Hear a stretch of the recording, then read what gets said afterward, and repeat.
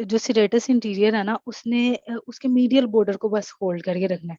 Scapula को move करवाने के लिए और बड़े वो है, मतलब स्कैपुला समझ लो जिस तरह इसके इंफीरियर साइड पे भी एक होता है जो इसके इंफीरियर पार्ट को होल्ड करके रखता है मसल।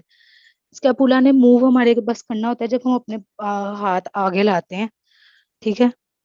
तो उसके अभी उसका सिर्फ एक एक मसल जो से कर रहा था, सिर्फ वही डैमेज हुआ है। तो इस तरह ये नहीं मैं कहूंगी कि स्कैपुला पूरी तौर पे वो इमूवेबल हो जाएगी। स्कैपुला ऐसे तो ज्यादा मूवेबल नहीं है वो, वैसे जब हम अपना हाथ पीछे से समझो कोई हाथ अपना आगे लेके आ रहा है तो स्कैपुला थोड़ा सा मूव करती है, इतनी मूवेबल है नहीं है। लेकिन जो हमारे पास मैं कहूंगी सारी कंप्लीट इसकी मूवेबल इसका बस थोड़ा सा फंक्शन होता है जो मीडियल साइड का होता है वो लूज होता है, बाकी जो इसके फंक्शन होता है वो ये परफॉर्म करती रहती है एज शहजादी। अच्छा, ये भी एक बच्ची आई है अक्सा इशफाक, आपने लेक्चर सुना है या अभी मिस किया है क्या? क्या रिपीट करूं मैं?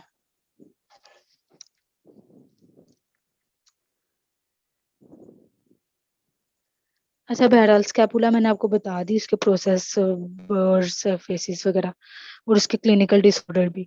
अब तीसरा हम चलते हैं ह्यूमरस पे। मेरी कोशिश रहेगी कि 10 बजे तक करवा दो, तुम लोग वैसे ही थके एक्सक्यूज हो। मी मैम, आप स्केफॉइड के बारे में कुछ बता रही थी। मीडियल बॉर्डर प्रोमिनेंट होने के बाद मैंने कहा स्केफॉइड का कुछ बताया था। मैंने कहा एक तो सिरेटस इंटीरियर की वजह से मीडियल बॉर्डर प्रोमिनेंट होता है, ठीक है। दूसरा जो होता है ना, इसे कहते हैं स्कैफोइड स्कैपुला। ये एक डिजीज है जिसकी मैं डिजीज नहीं कह सकते, क्लिनिकल अपनी कंडीशन है, ये ज्यादा बेहतर लफ्ज रहेगा। स्कैफोइड स्कैपुला क्लिनिकल कंडीशन है जिसमें हमारी बोन ही ऐसे डेवलप हुई होती है कि उसका मीडियल बॉर्डर थोड़ा सा कनकेव शेप में होता है, ठीक है। मतलब थोड़ा सा हमें ऐसे ही लगता है कि उबड़ा हुआ है, वैसी उसमें सिरेटस इंटीरियर्स तो सही कम होता है, उसमें वैसी बोन थोड़ी सी मीडियल बॉर्डर उसका पैदाइशी तौर पे कह लेना प्रोमिनेंट होता है। उसकी डेवलपमेंट ऐसे होती है, डेवलपमेंट एनोमली है। एनोमली होते कोई भी नॉर्मल चीज से हट के कोई चीज हो रही है ना जो अब नॉर्मल है। यस मैम, ठीक अब है। आदत अब आदत है ह्यूमरस। ह्यूमरस हमारे अपर लिम्ब की सबसे लंबी बोन है। वैसे हमारी पूरी बॉडी में जो सबसे लंबी बोन है वो है फीमर, लेकिन अगर हम सिर्फ अपर लिम्ब अभी पढ़े तो उसमें सबसे लंबी बोन है ह्यूमरस। अब इसकी ना तीन चीजें हमने पढ़नी है, एक हमने अपर एंड पढ़ना है, एक लोअर एंड और एक शाफ्ट, ठीक है। अच्छा, ये प्रोक्सिमली और डिस्टली भी बताते। प्रोक्सिमल होता है हमारे करीब जो हिस्सा होता है, और डिस्टली मतलब एक डिस्टल होता है, डिस्टेंट पे एक डिस्टेंस पे होता है ना, तो वो एक थोड़े फासले पे प्रेजेंट होता है डिस्टल एंड। तो अगर आप देखें आपकी ह्यूमरस मतलब आपका जो, मैं आपको बिल्कुल सादा अल्फाज में बताऊंगी, जो आपका बाजू है ना, तो बाजू को देखें, आपकी एक नीचे वाली तरफ आपके ये एल्बो जॉइंट बना रहा होता है, मतलब कोहनी जहाँ पे होती है डिस्टली, और ऊपर वाली साइड पे आपका ये शोल्डर जॉइंट बना रहा होता है जिसे क्लीनो ह्यूमरल जॉइंट भी कहते हैं हम, ठीक है। दो जॉइंट बना रहे थे, एक प्रोक्सिमल बना रहा होता है जो मतलब अपर लिम्ब ऊपर से शुरू होना ना, तो ऊपर से देखें आपके करीब सबसे पहले हमारे पास वो है, क्या कहते हैं, शोल्डर जॉइंट, और थोड़ा डिस्टली नीचे जाते जाएं जाते जाएं जाते जाएं तो हमारे पास नीचे आके एल्बो जॉइंट बनेगा कोहनी पे। अभी हम बात करते हैं इसके अपर एंड की। अपर एंड पे ना सबसे पहले तो होता है एक हेड। अब ये जो आपको स्काई ब्लू कलर का आ रहा है सर्कुलर शेप में, ये हमारे पास ह्यूमरल हेड है, ठीक है। अब यहाँ पे ना तीन तरह की नेक होती हैं अपर एंड पे। एक होती है एनाटोमिकल नेक, ठीक है। एक होती है सर्जिकल नेक, और एक होती है मोर्फोलॉजिकल नेक।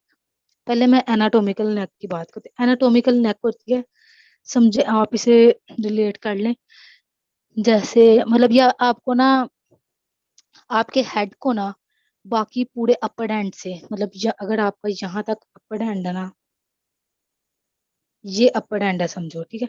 तो आपके हेड को बाकी नीचे ये वाला हेड को यहाँ से नीचे वाली पार्ट अपर एंड से अलग करिए, उसे कहेंगे हम एनाटोमिकल नेक, ठीक है। फिर उसके बाद जो हमारे पास है ना सर्जिकल नेक, वो होती है जो हमारे पूरे अपर एंड को, मतलब ये यहाँ पे हमारा पूरा अपर एंड जो होता है ना उसे बाकी की बोन से सेपरेट करी होती है। समझ लगी है दो नेक की क्या क्या नेक है, मतलब हमारी जो शाफ्ट वगैरह है वो उससे रिलीज करी होती है। देखो यस ए है ना, मैम। ए मैं आपको बताती हूँ। ए जिस तरह एबीसी में सबसे पहले होता है, तो आप समझ ले सबसे ऊपर जो नेक बनेगी वो एनाटोमिकल नेक है ए से, मतलब वो हमारे हेड को अपर एंड से अलग करी है। फिर उसके बाद नीचे आ जाती है हमारे पास सर्जिकल नेक। यहाँ पे हमारे पास एस कह लो, ठीक है। सर्जिकल नेक ने अपर पूरे अपर एंड को नीचे हमारी शाफ्ट से अलग करवाना होता है। फिर एक होती है मोर्फोलॉजिकल नेक, ठीक है। ये सर्जिकल नेक से थोड़ी सी नीचे होती है, 0.5 सेंटीमीटर नीचे, ठीक है। समझो मैं एम से मैम है, ठीक है। मैम, मैम मरियम जो भी, तो समझो मैं सबसे कम वाले नीचे दर्जे पे हूँ, ठीक है अभी।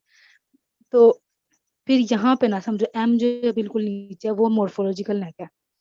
अब इसने ये 0.5 सेंटीमीटर नीचे होती है सर्जिकल नेक से, मतलब ये दरमियान वाला हिस्सा। मोर्फोलॉजिकल नेक क्या होती है कि इसने ना आपको अगर पता हो एपिफिजियल लाइन का, किसी को पता है? यस मैम, ये ये जो एपी फिजिक्स को शाफ्ट से जो सेपरेट करती है। हाँ बिल्कुल, ये बस ये मोर्फोलॉजिकल नेक ना हमारी एपिफिजियल लाइन को बता रही होती है। एपिफिजियल लाइन होती है, देखो हमारी एक बोन है ना, समझो यहाँ पे मैं किस पे दिखाऊं, एक मिनट। हमारी एक जो बोन होती है ना हमारी, उस पे ना जो उसके अपर और लोअर एंड है ना, उसे हम कहते हैं एपीफाइसिस। एपी होता है जैसे किनारे पे हो बिल्कुल, एपी मतलब एपिक, जितना समझ लो एपिक होता है बिल्कुल हाई पीक पे, जितना समझो ये अपर एंड जितना ऊपर है ना, एपी है, एपीफाइसिस। और जो डायाफाइसिस होती है ना शाफ्ट को हम कहते हैं डायाफाइसिस। दो एंड के दरमियान जो, अच्छा अब एपीफाइसिस और डायाफाइसिस के दरमियान एक लाइन होती है जिसे हम कहते हैं एपीफिजियल लाइन, ठीक है। ये बच्चों में प्रेजेंट होती है और आइस मतलब हम में भी होती है, मतलब ज्यादातर ये 18 से 20 साल की उम्र तक मुख्तलिफ बोन्स में इसके टाइम वेरी करता है। तो ये इसकी आपने फिक्र नहीं करनी। तो बस आपने ये याद रखनी कि जो हमारी डायाफिसिस को एपिफिसिस से अलग करवा रही होती है वो एपिफिजियल लाइन है, ठीक है। इस एपिफिजियल लाइन का क्या काम होता है, क्योंकि देखो जब हम 20 साल तक या 18 साल तक हमारी हड्डियां ना ग्रो करती रहती हैं, ठीक है। अब इन जो एपिफिजियल साइड पे होते हैं ना, यहाँ पे ग्रोथ होती रहती है, लेकिन जब हमारी एपिफाइसिस मतलब हमारे एंड और हमारी शाफ्ट फ्यूज हो जाए ना, तो यहाँ पे कोई चीज ही नहीं रहेगी, मतलब बोन कम बिल्कुल कंफ्यूज हो जाएगी, कंपैक्ट हो जाएगी, और अब ये मजीद ग्रो नहीं करेगी। जिस तरह आप कहते हैं नहीं बड़ों में अब कद नहीं बढ़ता, तो वो क्यों नहीं बढ़ता, क्योंकि बोन्स जो होती हैं 18-20 साल की उम्र तक ज्यादातर बोन्स बॉडी की डेवलप हो चुकी होती हैं, उनमें एपिफिजियल लाइन जो होती है ना वो खत्म हो चुकी होती है। एपिफिसिस और डायाफिसिस के दरमियान जो बैरियर होता है, अब ये एपिफिजियल लाइन है ना, मोर्फोलॉजिकल नेक को, मोर्फोलॉजी क्या होती है आपकी, जो अब मोर्फोलॉजी होती है जैसे फॉर्मेशन हो किसी चीज की, ठीक है। तो ये एपिफिजियल लाइन से रिप्रेजेंट कर रही होती है मोर्फोलॉजिकल नेक को। तीन नेक है, एनाटोमिकल नेक, सर्जिकल नेक और मोर्फोलॉजिकल नेक। कोई रिपीट करना चाहते हैं, हम आगे चलो? No ma'am. चलो, बिल्कुल सही जवाब दिया, नो मैम। अच्छा मैं आगे चलती हूँ, बहुत ध्यानदार बच्चे हैं। अच्छा फिर मैं ना, वैसे भी टाइम वैसे ही हो गया ज्यादा। अच्छा फिर उसके बाद ये मैंने अपर हैंड पे मैंने बताया हेड है, तीन नेक्स बताई हैं। अच्छा अब मैं आपको बताती हूँ, दो टुबरकल होते हैं। एक टुबरकल होता है लेसर टुबरकल, और एक हमारे पास टुबरकल होता है जो कि जिसे हम कहते हैं ग्रेटर टुबरकल, ठीक है। लेसर टुबरकल ना थोड़ा एंटीरियरली प्रेजेंट होता है, ठीक है। जिस तरह ये देखो, दो टुबरकल होते हैं कोई भी उबड़ी हुई जगह, ठीक है।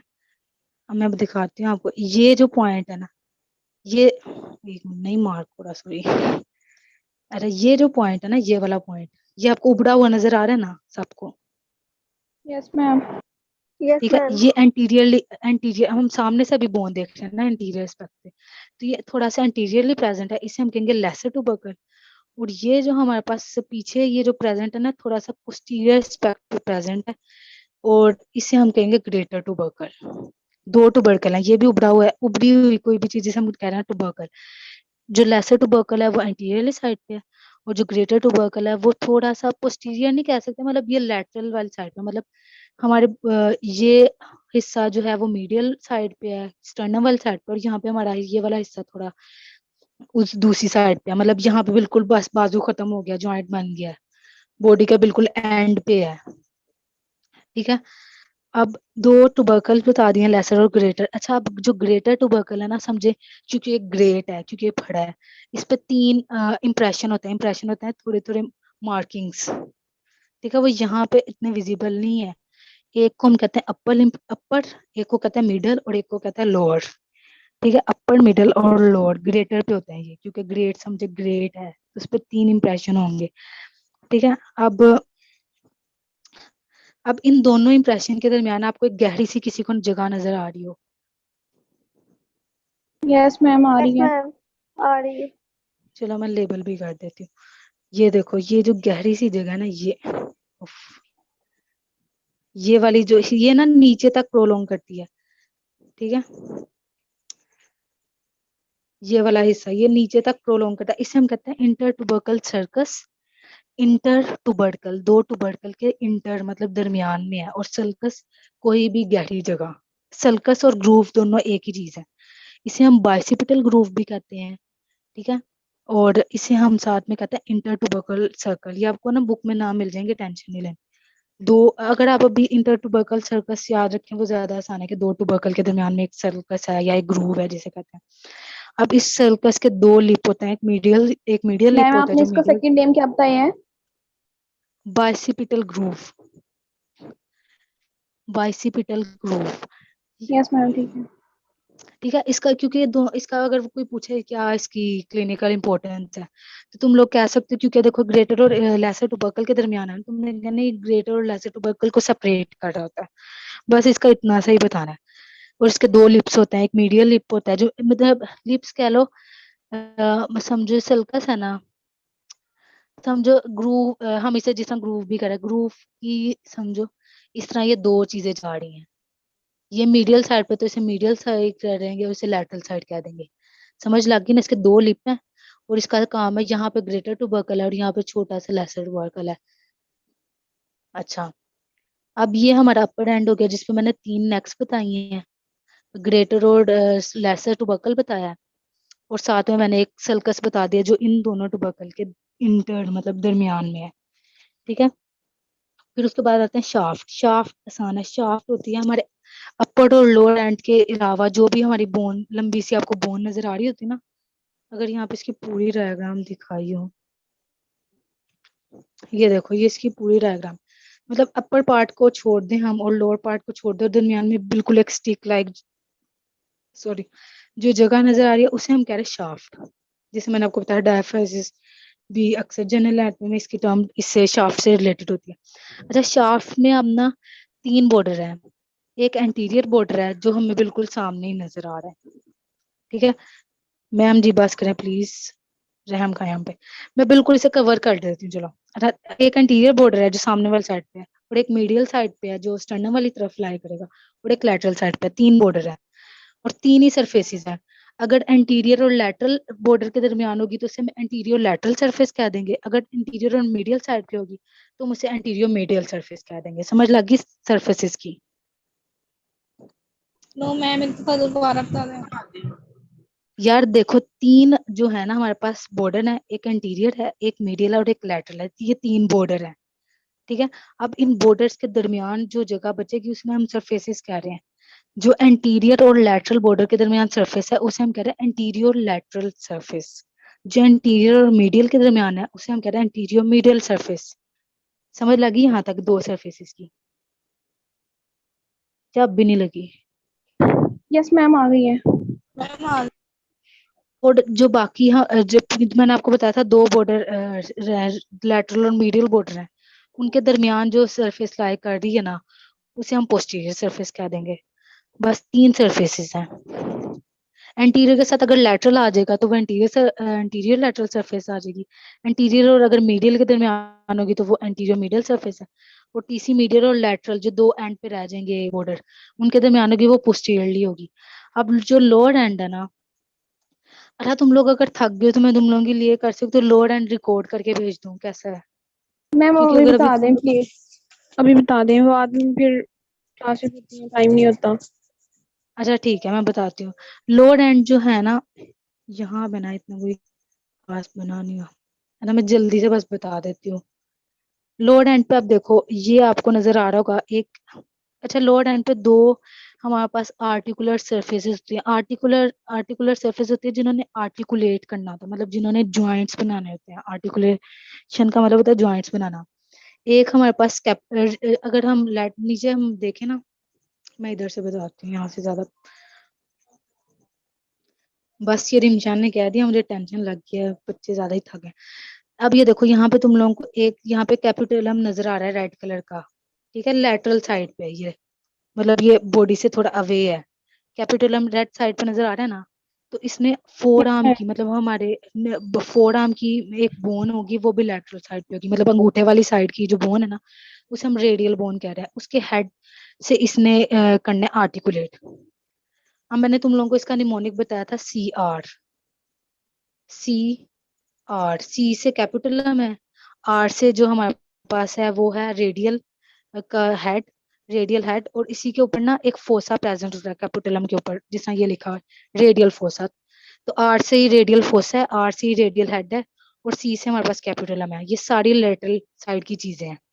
अब मीडियल साइड पे एक ट्रोकलिया है, जिसने अल्लाह की ट्रोकलियर नोच से ना, इसने अल्लाह की ट्रोकलियर नोच से उसने आर्टिकुलेट करना है, ठीक है। और इसके ऊपर एक और फोसा प्रेजेंट होता है, जिसे, अच्छा ये देखो, क्योंकि मैंने बताया कि रेडियल CR से तो तुम लोगों को रेडियल साइड की चीजें पता लग गई ना, जो हमारे अंगूठे वाली तरफ की चीजें हैं वो सारी। अब जो दूसरा है वो ट्रोक्लिया है, और उसने ट्रोक्लियर नोच होती है एक अल्ना पे, वो हम इंशाल्लाह पढ़ लेंगे, उसकी समझ नहीं आए तो कोई बात नहीं। उससे आर्टिकुलेट करना होता है, और इस ट्रोक्लिया के ऊपर प्रेजेंट होता है एक फोसा, जिसे हम कह रहे होते हैं कोरोनोइड फोसा। कोरोनोइड फोसा, अल्लाह कोरोन, ये फोसा होता है ना, इन्होंने जब हमारे हाथ में फ्लेक्शन या एक्सटेंशन करनी होती है ना, तो हमारी जो हमारे पास फोर आर्म की हमारे पास बोन्स है ना, रेडियस और अल्ना, इनके पार्ट्स को इन्होंने जगह देनी होती है। फोसा होते है कोई भी खाली जगह जिसने किसी और चीज को, मसल को या बोन को जगह देनी है। जिस तरह रेडियल फोसा है, इसने रेडियस के एक पार्ट को खास देनी, वो देनी है, जगह देनी है। और इस तरह कोरोनेट फोसा, इसने अल्ना के एक प्रोसेस होता है कोरोनेट, उसे जगह देनी है। बस वही हो गया। और उसके बाद तीसरी एक चीज होती है, बिल्कुल ऑपोजिट तीसरा फोसा होता है इसके बिल्कुल पीछे पोस्टीरियर साइड पे, जो इस डायग्राम में नहीं शो, उसे कहता है ओलिग्रेनन फोसा। उसने भी अल्लाह की एक फोसा प्रोसेस को जगह देनी होती है। ये था लोअर एंड। लोअर एंड में बस एक और चीज है, एक मीडियल कंडाइल है और लैटरल एपिकंडाइल है। मतलब एपिकंडाइल होता है कोई भी जो हमारे थोड़े से गोल हो और प्रोमिनेंट भी हो, मतलब बॉल शेप प्रोमिनेंट हो प्रोसेस। तो एक जो मीडियल साइड पे बनेगा उसे मीडियल एपिकंडाइल कह देंगे, और जो लेटरल साइड पे बनेगा उसे लेटरल एपिकंडाइल कह देंगे, ठीक है। और इन जो एपिकंडाइल के ऊपर एक रिज होती है, रिज होती है एक लाइन नुमा चीज, ठीक है। अब जो मीडियल एपिकंडाइल के ऊपर रिज होगी, उसे क्योंकि वो ऊपर है तो सुप्रा कंडाइलर कहेंगे, और रिज है तो मीडियल सुप्रा कंडाइलर रिज कहेंगे। और जो लेटरल साइड पे ना, उसे लेटरल सुप्रा कंडाइलर रिज कहेंगे। सुप्रा मतलब ऊपर, कंडाइलर कंडाइल से ऊपर, ठीक है। अब ये सारी चीजें थी। अच्छा, आखिरी पॉइंट बिल्कुल मैं बताती हूँ कि मीडियल जो एपिकंडाइल है ना, उस वो आपने कभी अपने पूरी एल्बो देखी हो तो आपका मीडियल साइड जो मतलब हमारी बॉडी से हमारे पेट वाली तरफ होता है, वो थोड़ा ज्यादा निकला होता है एज कम्पेयर टू हमारे अंगूठे वाले साइड के एल्बो के लेवल पे, ठीक है। तो मीडियल एपिकंडाइल थोड़ा ज्यादा प्रोमिनेंट होता है as compare to lateral epicondyle.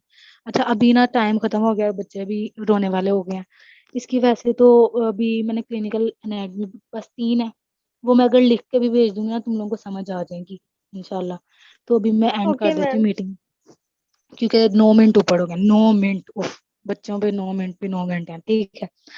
बहुत शुक्रिया, अल्लाह हाफिज। कोई भी मसला ग्रुप में सारे पूछ लेना, और ओके एंड पे मैम, सवाल थैंक मत यू। पूछा करें, एंड पे सवाल पूछने वाले बच्चे पूरी क्लास को बुरे लगते हैं, ठीक है। शुक्रिया, अल्लाह हाफिज। फलस्तीन को अपनी दुआ में याद रखें, खुदा हाफिज।